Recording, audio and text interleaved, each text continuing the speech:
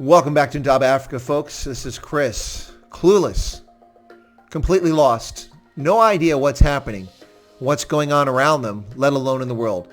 Ladies and gentlemen, what is happening on the southern tip of Africa, in the Republic of South Africa, where the African National Congress seems to have completely lost the plot in their bizarre, feckless, confused, contradictory approach to the Wuhan coronavirus COVID-19 pandemic.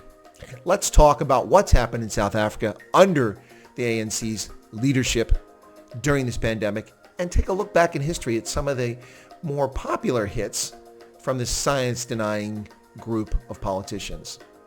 First off, in response to the pandemic, on the 27th of March 2020, the African National Congress created the National Coronavirus Command Council and imposed a nationwide lockdown, the most draconian of lockdowns of any country around the world. Their argument was that at the time, with just under 2,000 cases, with about 1,800 cases, confirmed cases of COVID-19, and just a handful of deaths, it was necessary to lock down the country to prevent the spread, as hospitals needed time to prepare for patients. So they implemented a series of bans, bizarre bans, such as a ban on e-commerce. One could understand with some degree of reason why you would shut down shopping malls and centers and restaurants, movie theaters, places where people congregate. There's actually some common sense to that. But a ban on e-commerce, preventing people from buying things online and having them delivered so you don't have to go places, yet still meet your basic needs. Now, this ban on e-commerce was promulgated courtesy of the Minister of No Trade, Ibrahim Patel, who has no concept what trade is or what industry is. The man is completely lost and bonkers. He has absolutely no idea what he's doing. Just follow his public statements. The reason for the e-commerce ban, it was unfair to traditional bricks and mortars merchants who couldn't trade. Are you serious? What's the purpose of the lockdown? To level the playing field for your friends and cadres, Mr. Patel? Or was it to slow the virus spread, as President Ramaphosa told us? Banning e-commerce. That's about the dumbest thing anyone's ever proposed. Absolute nonsense. Eventually the ban was lifted. Meanwhile, they also banned open-toed shoes. Open-toed shoes. You can't buy flip-flops. You can't buy pumps, ladies. Why? Do people get the virus through their big toe? What in the world is going on in the minds of these people? They've never explained this lunacy. Ban on serving hot chicken. People can't buy takeaway hot chicken. Why? The virus doesn't come from chicken. Yes, it could come from workers, but if you follow proper sanitation procedures and safe distancing, you're not going to have an issue. South Africa has 11 to 12 million people who smoke tobacco. They've banned tobacco products while allowing the illicit trade to occur. Virtually no effort on the part of the South African Police Service or the South African National Defense Force, the two security services responsible for imposing the draconian lockdown. Yes, occasionally the smuggler will come across the border from Zimbabwe or somewhere and you'll find 200 cartons of cigarettes in their trunk, but they're not going after the people who run this operation, those who are profiting to the tune of billions of rand. Not to mention the billions of rand lost to the state treasury through tax revenue on sin tax for tobacco products. Or the callous, capricious, uncaring ban of tobacco products for the 11 to 12 million South Africans who smoke, many of whom are addicted to the nicotine in tobacco. Heartless, callous. On the basis of what? What evidence have they provided that cigarette smoking causes problems with this virus? Just the assumption that because COVID-19 is a respiratory virus predominantly, that cigarette smoking must be a problem. No scientific evidence whatsoever. In fact, there have been studies in France and elsewhere that say opposite. Now, in the interest of full disclosure, I do not smoke. I detest cigarettes. I can smell a cigarette from 100 meters away, and I do not like it. But I'm not a totalitarian fascist dictator who determines who gets to smoke and who doesn't get to smoke on the basis of a whim. Or is it, in fact, what many people claim, there's corruption tied to this? And, of course, the ban on alcohol. The argument for the ban on alcohol is that people abuse alcohol, so you can't sell alcohol. All right, but not everybody abuses alcohol. And so you've locked people in their homes.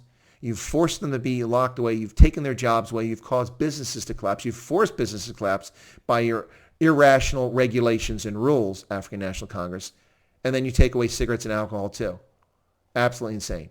Only to later restore alcohol. And now, after the speech by President Ramaphosa, the clueless speech on the 12th of July, you're now imposing the alcohol ban once again.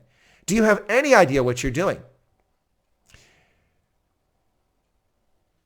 President Ramaphosa told us on the 12th of July that 3 months ago, their experts for the ANC told them that the surge would be coming in 3 months.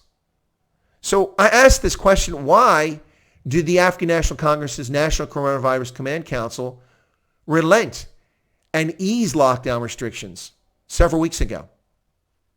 If they knew a surge was coming, and they know that people violating safe distances, 2 meters, not wearing masks, ostensibly, being congregating in large numbers would lead to additional infections and cause a surge of its own. Why in God's green acre would the African National Congress relent and allow people to go back to work, to go to church, to use the parks, to shop, to eat, to congregate?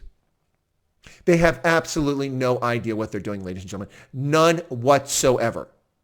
You couldn't find more clueless babes in the woods than the National Coronavirus Command Council and President Cyril Ramaphosa. Detached from reality, living in their palaces and their luxurious, sumptuous homes in Sandton, in Pretoria, in Cape Town.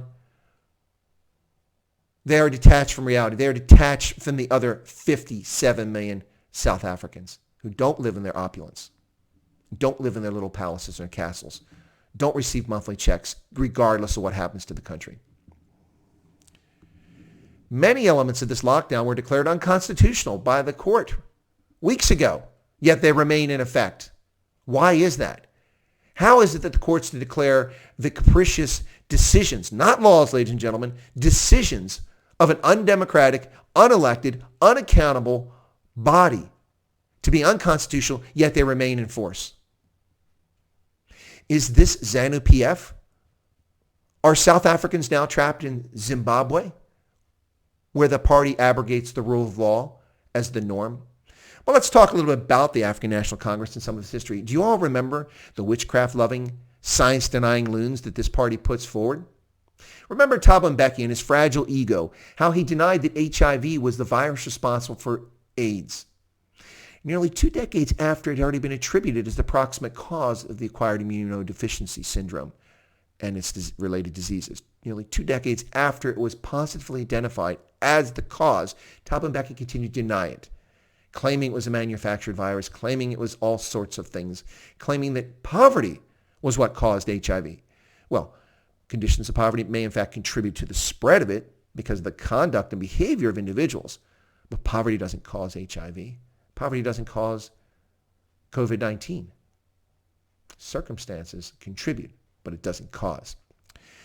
Remember Dr. Beetroot, Manto Chishalabala Mtamang, the person who arguably is responsible for the death of at least 300,000 South Africans because of her bizarre positions on HIV. Let's run through some of the bigger hits from the former Dr. Beetroot, who got a free liver despite her alcoholism. Shall I repeat? Garlic. Shall I talk about beetroot? Shall I talk about lemon? These delay the development of HIV to AIDS-defining conditions, and that's the truth. Health Minister Shabalabala Mtsmang, June 2006. Today, I want to dispel this myth because it is absolutely not true that antiretroviral medication works. The pharmaceutical industry and those who have vested interest in the drug industry fuels this propaganda. Health Minister Shabalabala Mtsmang, 2000. We, the South African ANC government, have no plans to introduce the wholesale administration of these drugs in the public sector. Antiretrovirals are not a cure for AIDS. Health Minister Chabalabala Mtsmang, 2000. This was in response to her refusal to consider the use of nevirapine to give to expectant mothers to reduce the rate of HIV transmission by 50%. That was then. These days, those drugs are much more effective and the efficacy is far higher, closer to 90%. But at the time, expectant mothers were likely to transmit the virus to the children. And in cases where that happened, 50% of the children could be prevented from being born with HIV. Yet the callous, science-denying, witchcraft-loving lunatics in this African National Congress that have no concept about science, make decisions that affect tens of millions of South Africans and cost people their livelihoods, their jobs. All while the president, Cyril Ramaphosa, stokes racial divide, saying bizarre things like, it's the nature of white people to be racist, and that's why we have spousal abuse. What is in this gentleman's coffee? It's clearly not caffeine and sugar. Something else is in there. Ladies and gentlemen, a ban on e-commerce. Why? A ban on open-toed shoes. Why? A ban on serving takeaway chicken. Why? A ban on alcohol? Maybe I could understand that one. You needed time to prepare your hospitals. Well, sir, you had months. Are you prepared? No, the surge is here. And now you tell us that the reason you had the lockdown was because of the surge. And you knew it 3 months ago. Yet you lifted restrictions, allowing people to congregate and flow about the country more easily. The African National Congress is absolutely clueless, has no idea what it's doing, and is ruling in a totalitarian fashion, not a democratic fashion. Folks, the world must begin to pay attention to what is transpiring in South Africa, the southern tip of Africa. This is not April of 1994. This is not Nelson Mandela calling for reconciliation and healing.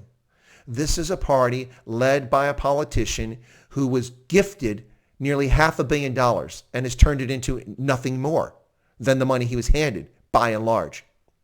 You can't count a few millions of dollars of interest from such a large pile as having achieved anything from an investing standpoint or a business standpoint. The man was gifted $500 million and then has the audacity, after getting his $500 million, to tell everyone else in South Africa that our economy is colonial and racist and we must tear it down and rebuild it. Well, I guess so. You got yours. The cadres have theirs. But what about the other 57.5 million South Africans who aren't cadre, or suffering under your capricious and nonsensical rule? This African National Congress that we see before us today is a pathetic shell of what once was a proud liberation movement and included people of high character and moral fiber. This party has no idea what it's doing, ladies and gentlemen. It's sad. It's truly sad. The fact that 10.5 million people still go to the polls and vote for this party is beyond comprehension. I suspect we could probably get a fair number of those people to vote for Sleepy Joe Biden if we put him on the ballot in South Africa. As long as he wore the green, gold, and black of the African National Congress, a party that has not earned its right to governorship. Those days have long passed. The African National Congress must step up to the plate and begin to do its job, ladies and gentlemen. This is so sad. So sad. So now the alcohol ban is reimposed, as well as a nighttime curfew from 9 p.m. to 4 a.m. every night, beginning today, July 13th, 2020, with no end in sight. Additionally, President Ramaphosa's National Coronavirus Command Council, the undemocratic body, the unelected body, the unaccountable body, has further extended the state of disaster for 2 more months. Will this continue into perpetuity, or will this simply be until they run out of excuses and there's nothing left to pilfer in the economy? Ladies and gentlemen, are you distressed? Are you confused? Are you angry? And I ask this question, South Africans, regardless what your first language is, whether it's English, Xhosa, Venda, Ndebele, Swati, Zulu, if you're Khoi or San, if you're an Afrikaner, whatever you are you too hot full of President Ramaphosa and hot full of the National Coronavirus Command Council? And quite frankly, in July of 2020, who is hot full of the African National Congress?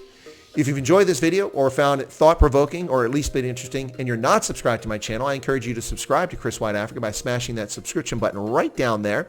And be sure to toggle that bell icon. Only about 30% of people at best actually toggle that and get notified. Then people say, I never heard about your videos or your live streams. Well, if you don't toggle the video to get the notifications, you aren't going to get notified for sure.